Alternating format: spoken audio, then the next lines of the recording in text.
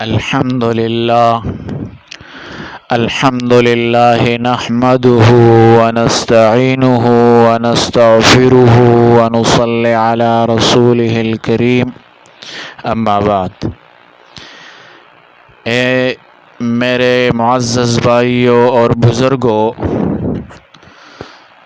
دنیا میں جب بھی زلزلے آتے ہیں یا سیلاب کا عذاب نازل ہوتا ہے تو یہ محض ایک قدرتی حادثہ نہیں ہوتا، بلکہ یہ اللہ تعالیٰ کی تنبیہ اور آزمائش ہوتی ہے۔ قرآن و حدیث میں ان اسباب کو بھی ذکر کیا گیا ہے۔ انسان اپنے گناہوں کی وجہ سے اللہ کی ناراضگی مول لیتا ہے اور پھر زمین و آسمان میں فساد پھیلتا ہے۔ قرآن کریم میں ارشاد ہے، ظہر الفساد فی البر والبحر بما کسبت ایدی الناس لیذیقہم بعض الذی عملوا لعلہم یرجعون۔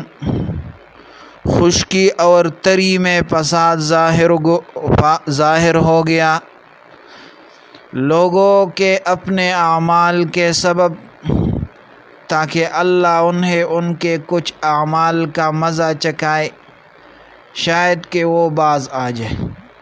یعنی یہ زلزلے، سیلاب، طوفان، یہ اس بات کا پیغام ہے کہ انسان اللہ کی طرف رجوع کرے اور گناہوں سے باز آ جائے۔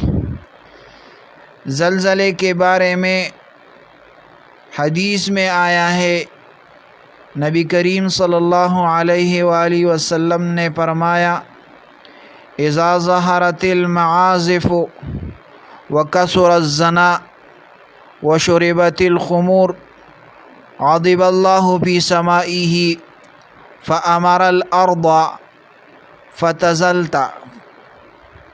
فتزلزلت۔ اسی طرح حدیث مبارک ہے، جب لوگوں میں گانے بجانے کی آلات عام ہو جائے، زنا کثرت سے ہونے لگے اور شراب پی جانے لگے، تو اللہ آسمان سے غضب نازل فرماتا ہے اور زمین کو حکم دیتا ہے تو وہ زلزلہ لے آتی ہے۔ سیلاب کے بارے میں بھی قرآن پاک کی آیت ہے، اللہ تعالیٰ نے بنی اسرائیل کے بارے میں فرمایا، فَأَرْسَلْنَا عَلَيْهِمُ الطُّوفَانَ وَالْجَرَادَ وَالْقُمَّلَ وَالضَّفَادِعَ وَالدَّمَ آیَاتٍ مُفَصَّلَاتٍ فَاسْتَكْبَرُوا وَكَانُوا قَوْمًا مُجْرِمِينَ۔ پس ہم نے ان پر طوفان، ٹڈی، جوئی، مینڈک اور خون کا عذاب بھیجا۔ یہ سب کھلی نشانیاں تھی، مگر وہ تکبر ہی کرتے رہے اور وہ لوگ مجرم ہی تھے۔ یہ آیت واضح کر رہی ہے کہ جب انسان اللہ کے حکم کی نافرمانی کرتا ہے تو اللہ پانی کو عذاب بنا دیتا ہے، جو سیلاب اور طوفان کی شکل میں ظاہر ہوتا ہے۔ اب اس سے بچاؤ کا طریقہ کیا ہے؟ اب سوال یہ ہے کہ ہم زلزلے اور سیلاب سے کیسے بچ سکتے ہیں؟ اسلام ہمیں اس کا واضح حل بتاتا ہے۔ وہ حل ہے توبہ اور استغفار۔